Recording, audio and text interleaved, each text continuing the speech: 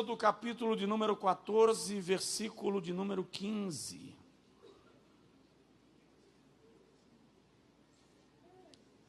Então disse o Senhor a Moisés: por que clamas a mim? Dize aos filhos de Israel que marchem. Dá um toque no irmão que está do seu lado e diz para ele assim: não desista.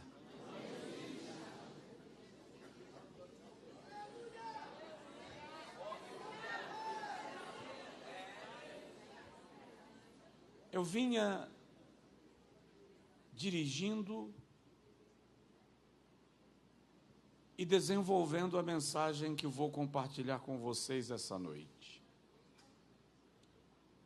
E pedindo ao Senhor uma palavra direcionada e exemplos bíblicos que pudessem ser aplicados a cada um de nós, cada um dentro da sua realidade e do seu desafio de vida. No dia que te disseram que quando você aceitasse a Jesus, você não teria mais problema nenhum, pregaram para você um evangelho das organizações Tabajara. Só quem lembra desta programação antiga da TV vai entender o que eu estou falando.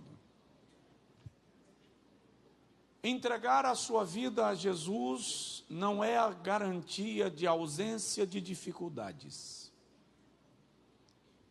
Entregar a sua vida ao Senhor e confiar nele não é a certeza de que você não terá problemas, mas é a segurança de não desistir nunca, jamais. Moisés é um dos maiores líderes da história de Israel, ou da história do mundo. Sua missão foi a missão de tirar do Egito uma nação de escravos para torná-la uma nação poderosa. Sem dúvida, Moisés é um dos grandes estadistas e legisladores de todos os tempos. Sem falar que ele é um dos maiores juristas da história. Se não o maior, com certeza entre os maiores higienistas da história. Para você ter uma ideia, a legislação de Israel é a base para a legislação de mais de 300 nações do mundo, hoje, no mundo moderno. Isto coloca Moisés, portanto, entre os grandes legisladores e juristas da história da humanidade. Mas o povo que ele está liderando é um povo escravo. E aquela geração que ele estava liderando era uma geração que só conhecia a liberdade de ouvir falar. Porque era uma nação que nascera na escravidão. São 430 anos que eles estão no Egito. E não conhecem o conceito de liberdade, independência e autonomia. Como Deus, que é onisciente, sabia o tamanho da demanda e do desafio que Moisés teria, tirou-o do meio dos escravos e o fez viver e crescer no meio dos seus dominadores. Para quê? Primeiro, para saber como eles pensavam. Segundo, para aprender as suas leis, as suas estratégias, os seus caminhos. A história revela que Moisés foi um dos grandes generais da história do Egito. A batalha mais difícil que o Egito enfrentou naquele tempo contra o exército da Etiópia, menciona Flávio Joséfos, historiador judeu naturalizado romano, o exército do Egito foi comandado por Moisés. Deus estava treinando Moisés para o que ele viria a ser e a fazer posteriormente. Sua missão era libertar o povo e, mais do que isso, organizá-lo enquanto nação.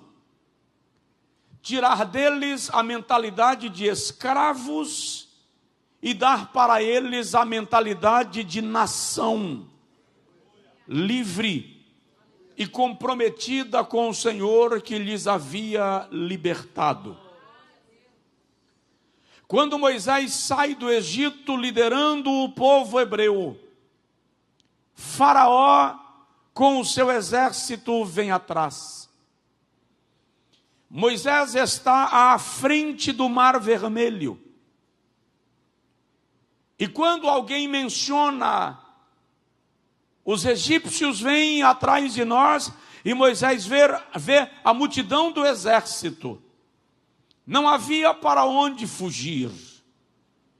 De um lado estava o mar, à frente estava o mar. Atrás vinha o exército opressor.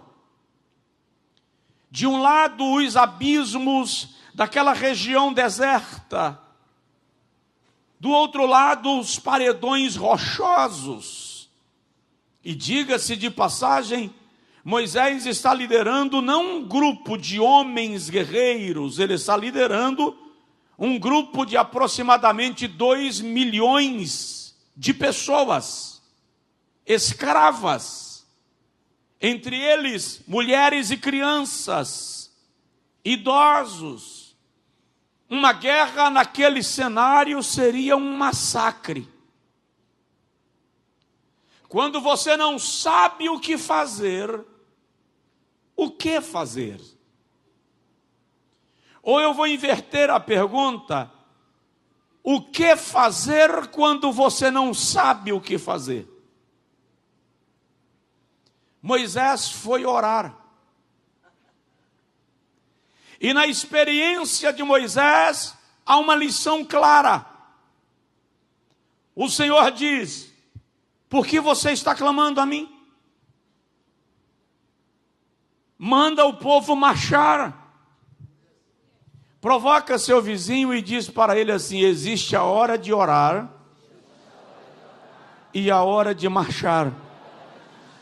E aquela não era mais hora de orar. Manda que o povo marche. Recuar não. Desistir? Não. Avança. Como diz o velho louvor, Canaã é logo ali, depois do mar. E Moisés pergunta ao Senhor: marchar como? Para onde? E o Senhor pergunta a Moisés: que tens nas mãos? E Moisés olha e diz: um cajado. Mas, de verdade, nesse cenário aqui, o senhor pode me dar uma ideia de para que serve um cajado? Vou lutar contra o exército egípcio com um cajado? Só que o cajado já havia sido testado no Sinai. O cajado já havia sido transformado em serpente no Sinai e depois voltou a ser cajado. Ei, quando o cajado que Deus colocou na tua mão já foi testado, você não precisa ter medo do exército que vem atrás, nem do mar que está à frente. E o Senhor diz a Moisés: fere as águas. E a parte que eu acho mais interessante nesse texto é que quando Moisés fere as águas, uma leitura do texto, e os estudiosos do texto do Antigo Testamento mencionam que o mar não começou a abrir daqui para lá. O mar não abriu do lugar onde ele feriu as águas para ir abrindo e o povo vendo. Não. Moisés feriu as águas aqui e aqui não aconteceu nada. O mar começou a abrir de lá para cá. Deixa eu te explicar, o fato de você não estar vendo nada não significa que Deus não já está fazendo alguma coisa. Aleluia! Ele só está trabalhando de modo que você não percebe. Até porque, se você percebe o mar abrir, o exército que vem te perseguindo também percebe. Aí eles aceleram. Então o Senhor abre de lá para cá, porque eles continuam aqui sem perceber o que está acontecendo. E de última hora uma abre e você entra para atravessar a pés enxutos. Então dá uma sacudidela no vizinho de leve e diz: não desista.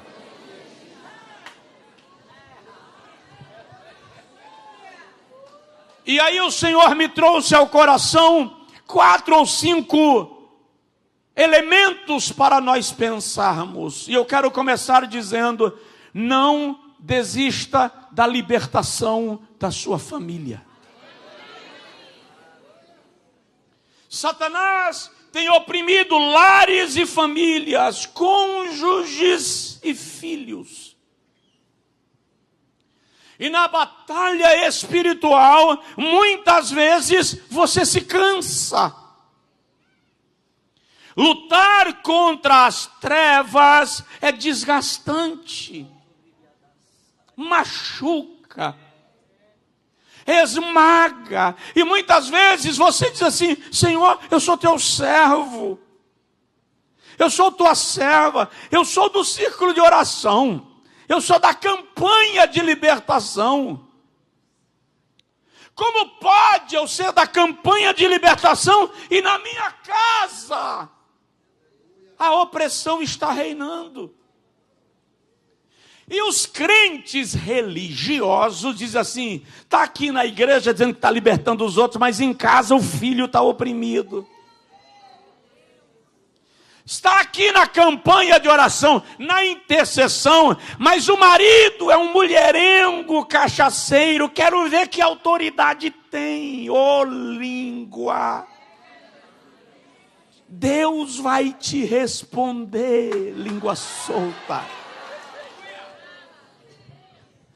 Mateus capítulo de número 15, versículo 21, vem uma das lições, um dos episódios de milagres mais lindos da Bíblia. Jesus havia saído da região da Judéia, foi para a região de Tiro e de Sidom.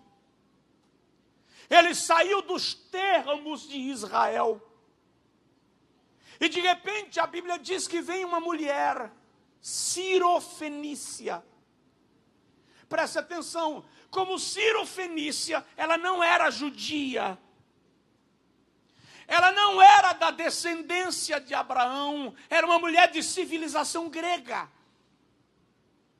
E ela vem dizendo e gritando: filho de Davi, tem misericórdia de mim, porque a minha filha está miseravelmente endemoniada.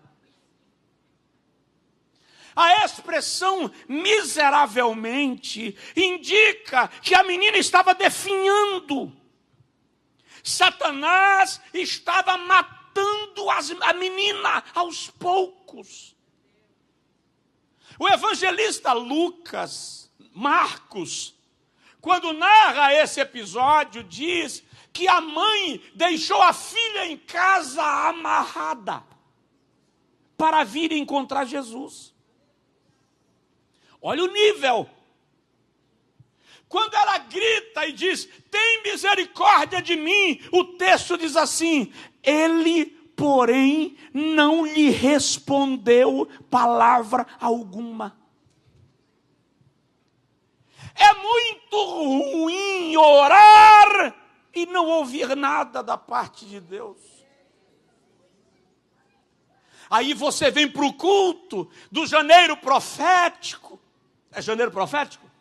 E Deus levanta o vaso e fala com o irmão do teu lado esquerdo. Quando vai terminando, você diz, agora, Deus vai falar comigo. Aí ele passa e fala com o irmão do lado direito. E você fica aqui, Senhor, lembra de mim, Senhor. Fala comigo. Aí o profeta vai embora e Deus não falou com você. O silêncio reinou.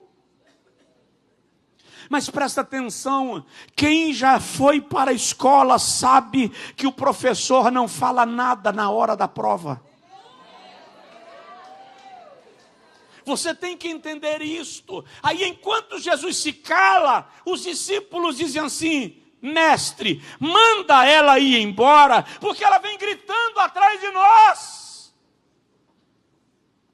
Aí Jesus diz assim, eu não fui enviado, senão as ovelhas perdidas da casa de Israel. Jesus não estava dando esperança para aquela mulher, ele estava tirando a esperança, ele estava dizendo, eu vim para a casa de Israel e você é gentia. Você não faz parte da minha missão em primeira mão. Quando Jesus diz isso, a Bíblia diz que a mulher ajoelhou. A maioria de nós teria se chateado. Porque Jesus acabou de dizer, você não é prioridade, você não está na lista. Aí Jesus diz assim, não é bom pegar o pão dos meninos e jogá-los aos cachorrinhos. Aí a Bíblia diz que ela adorou. Adorar ali é prosqueneou. Ela já está de joelhos, agora ela coloca o rosto no chão. E do chão ela diz, eu sei, Senhor, que não é bom dar o pão dos meninos para os cachorrinhos. Mas eu também sei que os cachorrinhos comem das migalhas que caem da mesa dos seus donos. E ela diz, não é o pão dos meninos que eu só quero a migalha. Jesus olhou para ela e disse, ó mulher, grande é a tua fé, seja isto feito para contigo como tu desejas. E a Bíblia diz que desde aquela hora sua filha ficou liberta. Não desista da libertação da sua família. Ainda que um dos discípulos queiram que você pare de clamar. Ainda que Jesus não te tenha respondido nada por enquanto. Se curva, adora, ajoelha, beija os pés do mestre. Canta, celebra, o milagre da libertação vai entrar na sua casa para a glória de Deus. Eu me lembro de uma irmã, eu estava pregando numa igreja presbiteriana e ela chegou para mim depois do culto e disse, pastor, eu já a conhecia, na verdade, esposa de um grande empresário. Ela disse, meu marido foi embora com a amante. Investiu X milhões em um apartamento para ir morar com a amante. E eu estou muito preocupada e abatida, disse ela. E ela falou, eu fui numa vigília essa semana. E lá, Deus usou um vaso. E disse, para eu desistir dele, porque ele não é meu. Eu perguntei, a senhora é casada? Ela disse, há 22 anos. Eu disse, casada, 22 anos. E eu falei, depois de 22 anos de casada, irmã, o marido ainda não é teu. Que trem difícil. Eu disse a ela, vamos fazer o seguinte, chamei o casal de pastores da igreja, são meus amigos até hoje, isso tem muitos anos. E eu disse a ela, nós vamos entrar numa campanha de oração. E nós só vamos parar quando o seu marido chegar aqui na igreja e aceitar a Jesus como Salvador. Eu ainda brinquei e falei assim, e ele não vai levantar uma mão, ele vai levantar as duas, porque uma só não serve. Ela deu uma risadinha sem graça, como se dissesse, ele não entendeu a gravidade do problema. E fomos embora.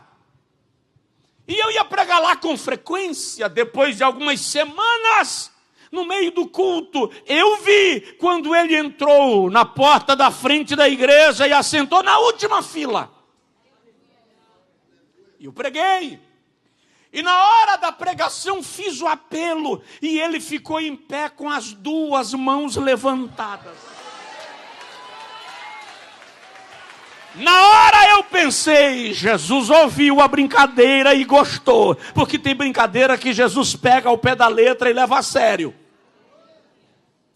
Ele veio à frente para receber a oração, ela não veio, porque ela disse, para ele não pensar que eu já estou me aproveitando da disposição dele de entregar a vida a Jesus. Terminou o culto, ela saiu logo pela porta da lateral para ir embora. Quando ela funcionou o carro e engrenou a primeira marcha, ele estava em pé na frente da caminhonete. Ela parou o carro, o coração querendo sair pela boca. E ele se aproximou, ela baixou o vidro. Ele perguntou, posso voltar para casa hoje? Hoje ele é o vice-presidente daquela igreja. Porque Deus é poderoso para libertar teu marido, teu filho, tua mulher. Ele é poderoso para quebrar algemas. Levante assim a sua mão ao céu e declare comigo, a minha casa é lugar de bênção. E eu determino todos na arca comigo. Aleluia. Não desista da libertação da sua família. Segundo lugar, não desista do seu milagre.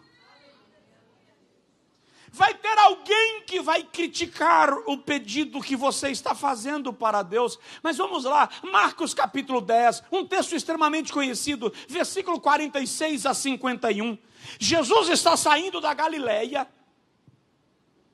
indo para a Judeia. Presta atenção, essa é uma viagem de aproximadamente 195 quilômetros.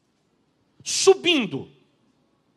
Feita, obviamente, naqueles dias, a pé. Era uma viagem que demorava entre 7 e 10 dias. No meio do caminho da Galileia, em Cafarnaum, para a Judeia, em Jerusalém, estava Jericó. Mas não era necessário entrar em Jericó para seguir viagem. E o fato é que a história diz que Jesus só entrou em Jericó aquela vez. É a sua última ida para Jerusalém. Ele vai morrer nessa viagem. E ele resolve entrar em Jericó. É nessa viagem que ele dorme na casa de Zaqueu. É nessa viagem que ele encontra o jovem rico. E havia duas cidades chamadas Jericó. A cidade velha, que ficava mais ou menos 6 quilômetros antes da cidade nova. Só que a cidade velha estava em ruínas nesses dias. Quem morava nela? Os marginalizados, os leprosos, os doentes, aqueles que não eram bem vistos pelos sacerdotes e pelos escribas. Quando Jesus vai passando pela velha Jericó, Alguém grita: filho de Davi, tem misericórdia de mim. Alguém olha para ele e diz: cala a boca, cego. E ele grita: filho de Davi, tem misericórdia de mim. E alguém diz: cala a boca, que ele não vai te ouvir. O detalhe é que já havia um clima de perseguição. Jesus estava sendo perseguido, o Sinédrio já estava procurando uma oportunidade para matá-lo. Então os apóstolos estavam assim: cala a boca, não deixa ninguém saber que Jesus está passando aqui. Sabe quando você colocou o neném para dormir? E alguém chega na casa: boa noite! E você diz: oh, falta de educação, meu Deus do céu. Então os discípulos já estavam naquele clima de medo, de pavor. Cala a boca. Então imagina alguém chegar lá: cala a boca, fala baixo. E ele grita: filho de Davi. Sabe qual é o problema? A dor é tua. O problema é teu. Então só você sabe a intensidade com a qual você precisa gritar. Vão julgar a tua oração. Vão julgar as tuas lágrimas. Vão julgar a tua postura. Mas só quem sofre sabe o quanto dói. Na medida que ele gritava, Jesus parou. E Jesus para e diz assim: trazei-mo.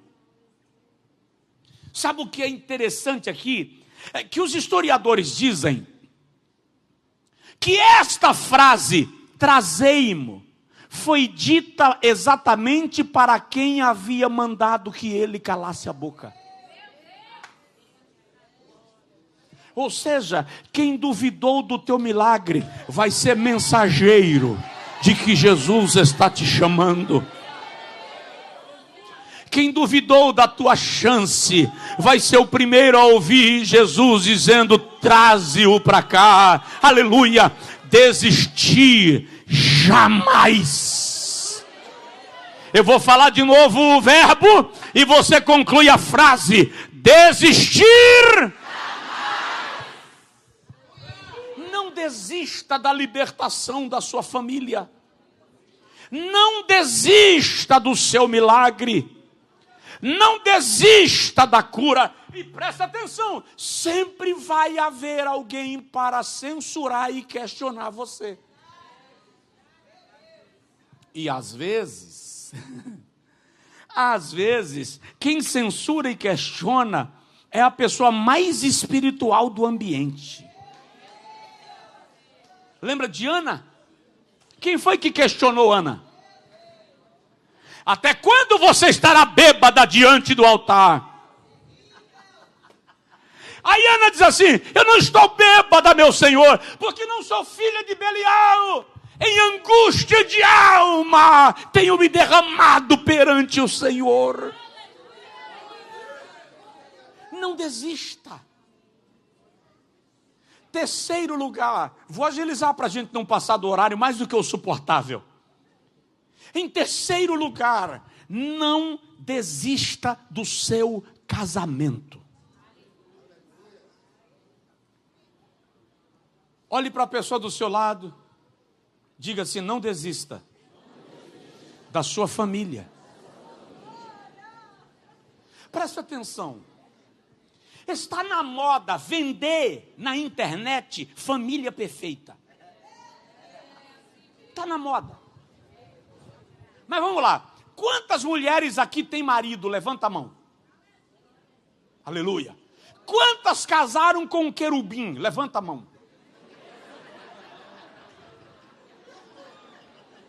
Não é anjo.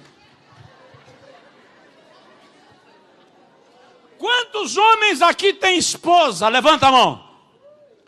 Quantos casaram com um serafim? Pode até ter casado com um serafim, está aí. A palavra serafim significa chama, fogo, aquele que está em chama. E tem mulher que é um serafim, irmão. Se você vacilar, irmão, ela te... Tem homem que só Jesus na terra. É querubim, mas a espada está na mão. Casamento é a arte de dirigir um carro no qual o acelerador e a embreagem está do lado do motorista. O freio e o volante estão do lado do passageiro. Casamento é a capela. É dançar sem música. Casamento é quase caminhar sobre as águas. Presta atenção. Duas pessoas que nunca se viram se encontram no shopping, na faculdade, na escola, no seminário, na igreja. E os olhares se cruzam. O coração dá uma desestabilizada. A pressão varia. Tem hora que vareia mesmo, não é nem varia. Aí nasce um sentimento. Namoro. Noivado. Acontece que no namoro e noivado você não enxerga a caspa caindo no colarinho. Você não sente cheiro de chulé. No namoro e no noivado você não vê a gaveta do guarda-roupa dele. A porta do guarda-roupa dela. É um encanto de uma presença. Casou. Duas figuras criadas em ambientes diferentes, com modelo de educação diferentes, com padrão de vida diferente, cultura diferente, personalidade e temperamento diferentes, resolveram viver dentro do mesmo quadrado. Eu atendi um casal na época da pandemia, que ele disse: pastor, eu não quero mais a minha mulher. Eu disse: qual o problema, irmão? Pastor, todo dia eu saio de casa às 5 da manhã e vou trabalhar e chego 7 da noite. Ela sai de casa meio-dia para trabalhar e chega em casa às 8, 9 da noite. Estava lindo assim. Mas agora, pastor, na pandemia, eu acordo e vejo a mulher. Eu passo o dia com ela dentro de casa. A gente vai dormir se vendo todo dia, o dia todo. Eu não suporto mais. Eu disse a ele: tá aí, o nome disso é casamento.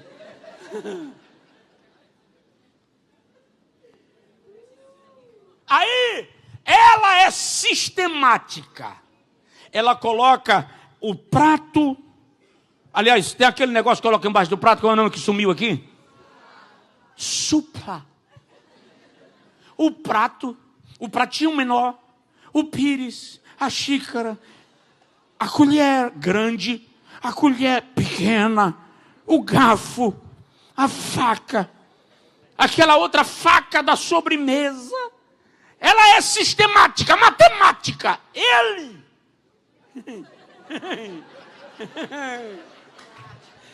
pega a colher. Aí com a colher ele pega o arroz, pega o macarrão, pega a carne. Ela olha, dá uma vontade de torcer o pescoço, mas não pode. Aí ela diz assim: oh Jesus, me dá graça, porque se o Senhor me der força, eu faço o que eu estou com vontade. Às vezes é ele que é sistemático e ela não está nem aí. Às vezes ele é do tipo que arruma a gaveta de cueca, branca com branca, preta com preta, azul com azul. As camisas, branca com branca, azul com azul, rosa com rosa. Ela, quando abre a porta do guarda-roupa, as roupas caem em cima. Essa junção é um milagre. E tu quer ver coisa? Quando vêm os meninos, Porque eu digo sempre que filho é o hóspede folgado de um hotel que nunca manda fatura. Quem tem filho, levanta a mão. Então você está entendendo.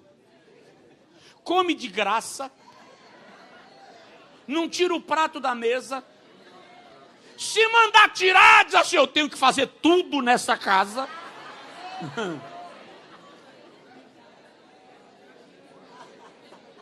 Se você deixar, não levanta nem para buscar água. Incrível isso, e detalhe, e chega uma idade que só quer aquela calça, aquele tênis. Se você colocar a calça dele na calçada, a calça vai sozinha para a escola. E detalhe, só gosta de suco de manga. Tem 200 sucos na mesa, mas ele diz, não tem nada para beber nessa casa. Isso só acontece na minha casa, não. Aí você tem que se virar e fazer suco de manga. Um dia, o suco de manga está na mesa, aí quando você vai colocar, ele faz assim, não suporto suco de manga. Aí você diz assim, como assim? Você só toma suco de manga? Não gosto mais. Eu gosto de suco de uva. E quer saber o que é interessante? Daqui um dia aquela menina linda, que você cuidou com lacinho, sapatinho, perfuminho. Um dia ela vai chegar perto de você e vai dizer assim, papai, eu te amo. Mas eu também amo alguém. E eu queria trazer aqui. Aí você diz assim, Jesus, eu consagro agora o meu taco de beisebol.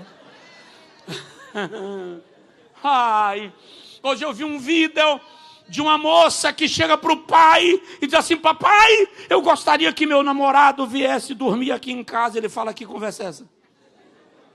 Mas papai, a gente está em outros tempos. Ele fala, tá, não quero discussão não. Tá bom. Daqui a pouco, no vídeo, aparece ele cobrindo a filha, dá um beijo, abençoa, e a menina diz, dá uma olhadinha se fulano não está com frio. Aí o vídeo mostra quando ele sai de dentro de casa, vai para o quintal, está o rapaz dormindo na grama do quintal, e ele diz assim, fulana mandou perguntar se você está com frio. Aí o rapaz diz assim, sim, eu estou com frio sim. Ele fala, tudo bem, daqui a pouco amanhece, o sol esquenta. E o detalhe é que quando casa e vai embora, você sofre da síndrome do ninho vazio. E você quer que todo domingo ela venha almoçar em casa e traz mais uma boca para comer de graça. E se não vier, você liga para saber por que não veio. É assim ou não é? É isso é casamento. E a sogra? Quem é sogra aqui? Levanta a mão. Aleluia. Dá uma olhadinha para a pessoa do seu lado e diz assim, se você tiver sogra, cuide bem. Cuide bem. Deixa eu falar uma coisa que as minhas poucas pesquisas me mostraram. Sogra raramente tem problema com genro. Sogra, quando tem problema, é com a nora. Porque a sogra olha para o genro e diz assim, Deus me deu um filho. A mesma sogra olha para a nora e diz assim, tomou meu filho. Aí ela diz assim, meu filho gosta da calça passada de tal jeito e o vínculo aqui no meio. Ele gosta de macarrão com molho. Meu filho gosta de feijão mais temperado. A nora morre com isso. Mas deixa eu te falar, o nome disso é casamento. Tem problemas. Existem 4 ou 5 dias no mês que ela muda de planeta. Ela vai em algum planeta e toma uma injeção de TPM. Chora fácil, briga fácil, ri fácil, está sensível. Mas ele também tem. Já foi descoberto que o homem tem um fenômeno chamado SHI. Síndrome do homem irritadiço. A diferença é que o ciclo menstrual da mulher segue um padrão sistêmico, tanto que existe o fenômeno da tabelinha. Mas o SHI não tem regra, pode acontecer e variar a qualquer hora do dia ou da noite. SHI.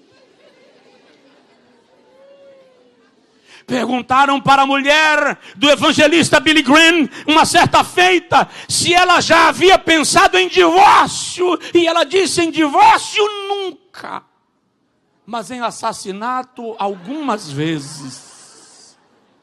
Tem hora que marido mata de raiva, que mulher irrita, que filho grita, mas o nome disso é casamento.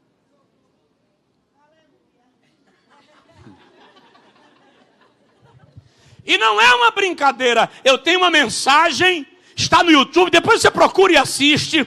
O tema da mensagem é: casamento é mais espiritual do que físico. Casamento não é o papel que você assinou na frente de um juiz, de um pastor, de um padre. Casamento é uma aliança, antes de tudo, feita em Deus.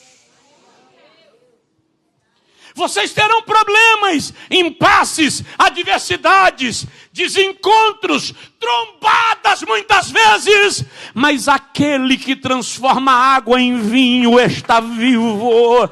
Convida ele na tua casa, que ele vai fazer milagre no teu lar. Desistir jamais. Diga comigo, pastor Josué. Termina. Tem que terminar. E é incrível que à medida que eu vou pregando para vocês, eu vou lembrando de coisas. E a gente poderia pregar os 12 dias do janeiro profético lembrando de exemplos que não desistiram. Então eu vou concluir com um fato. Não desista de cavar poços. Diz aí para o seu vizinho: não desista de cavar poços. Gênesis 26. Abraão morreu. Deixou para Isaque uma herança. Poços. Mas a Bíblia diz que o povo de Abimeleque chegou para Isaque e disse: essa terra que você habita é nossa. Então esses poços não podem ser teus. E eles entulharam os poços de Isaque. Jogaram terra, pedra, entulho. Isaque poderia ter brigado, porque o poço era dele. Mas a Bíblia diz que ele reuniu as suas coisas e foi embora para o deserto. Quando chegou no deserto, a Bíblia diz que Isaque cavou outro poço. Aí a Bíblia diz que deu água. Diga comigo: deu água. Os pastores de Gerar vieram e disseram a Isaque: essa terra é nossa. Então este poço é nosso. E tomaram os poços de Isaque. E a Bíblia diz assim: e Isaque não quis contender. E olha que o texto diz que Isaque era mais poderoso do que eles. E poderia contender e brigar e ganhar na espada. Mas ele foi embora para mais dentro do deserto. E quando chegou lá no deserto, ele cavou outro poço. E a Bíblia diz, e deu água. Diga comigo, o que importa não é o poço, é a promessa.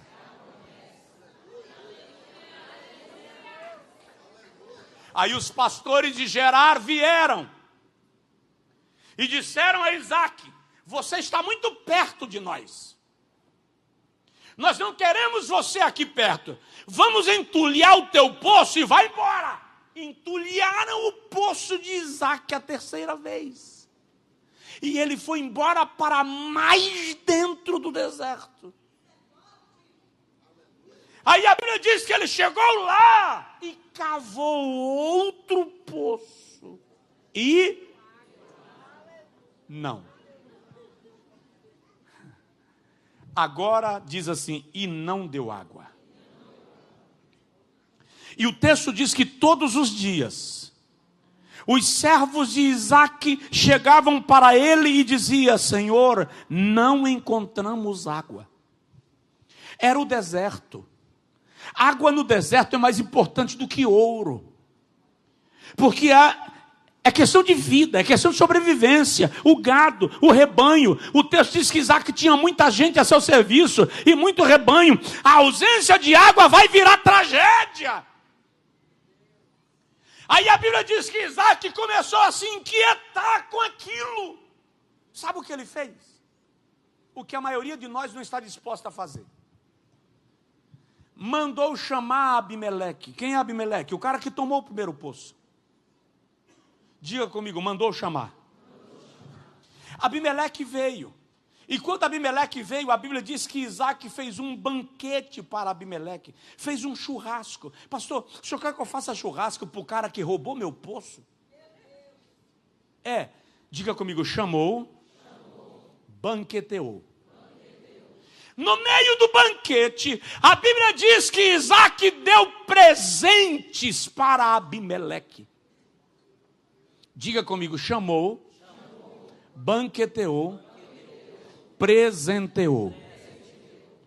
Quando terminou de presentear, Abimeleque diz, nós temos visto que o Deus do teu pai é contigo. E nós queremos fazer uma aliança com você. Aí a Bíblia diz que Isaac os abençoou.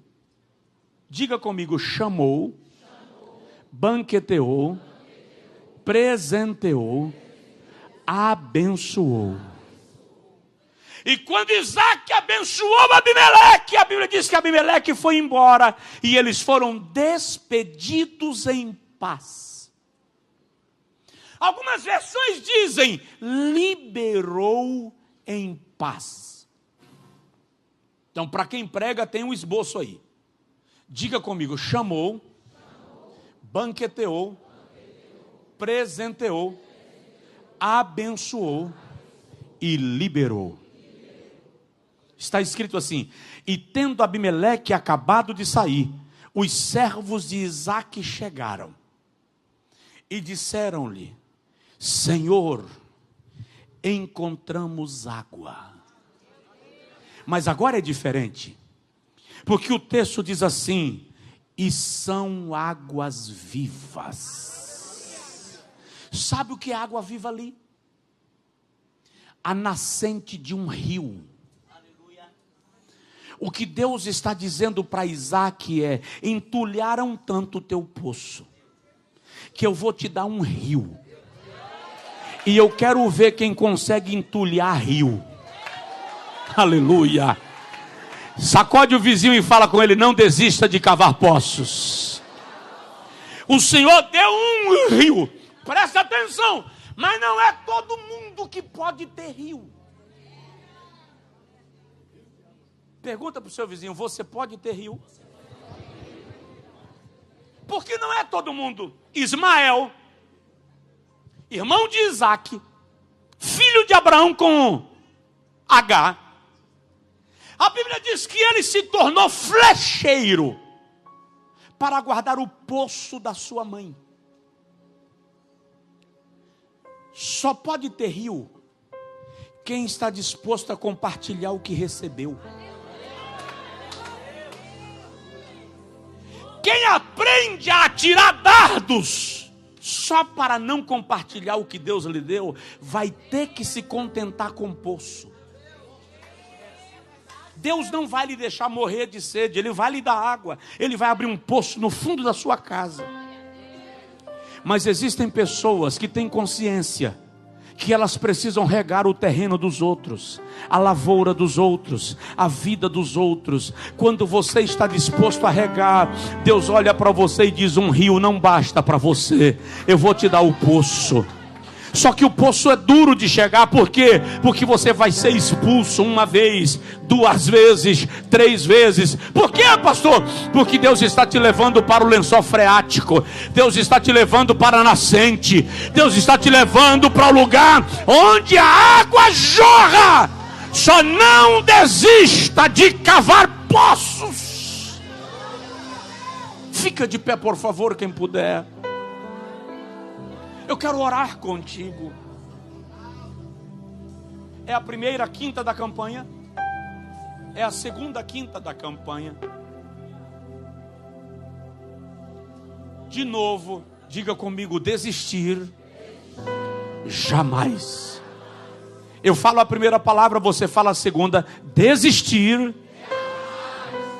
Olha para o seu vizinho e repete essa frase para ele, para ela.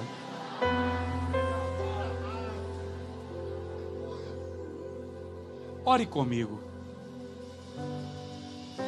Diga com as suas palavras. Mas você pode dizer para Deus: o Senhor sabe como está difícil. O Senhor sabe que eu cheguei aqui cansado. O Senhor sabe que eu venci o ano moído. O Senhor sabe que eu não aguento muito mais.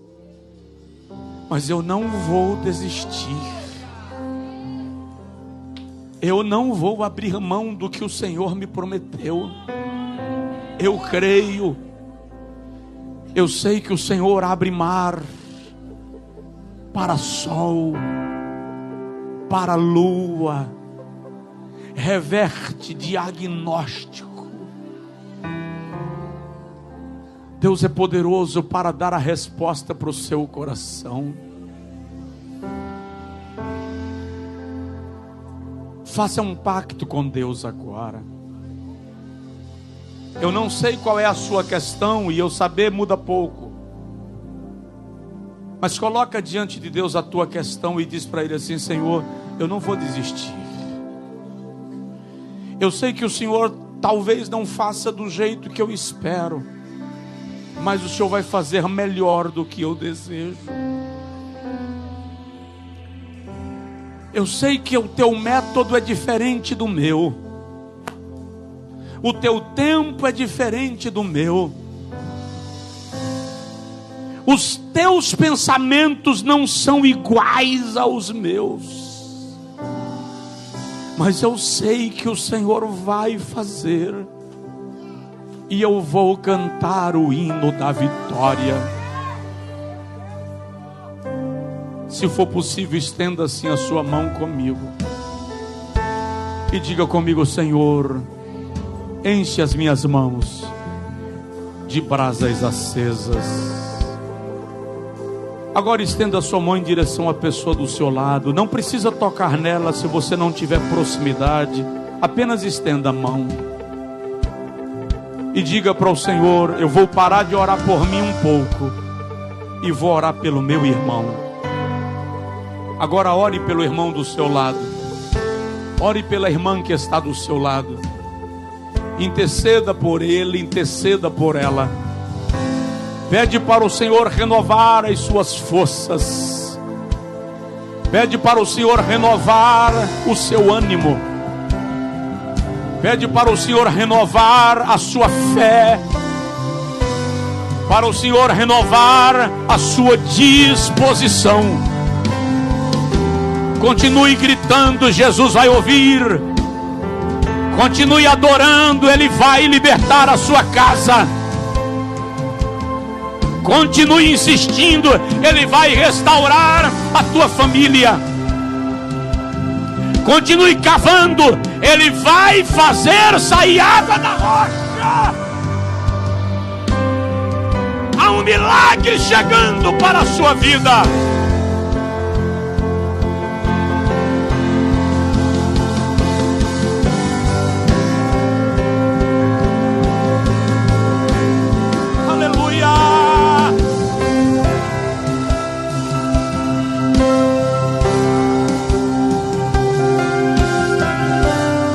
Não desista, não desista,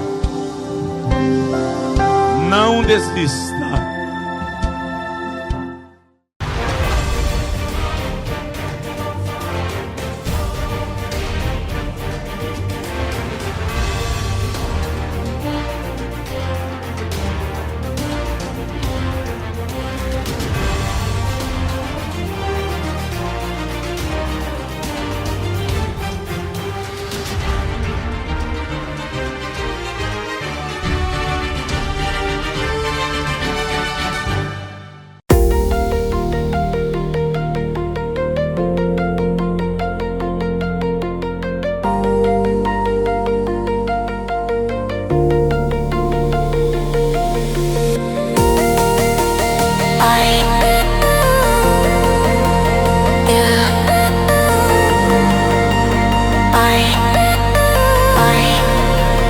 Yeah.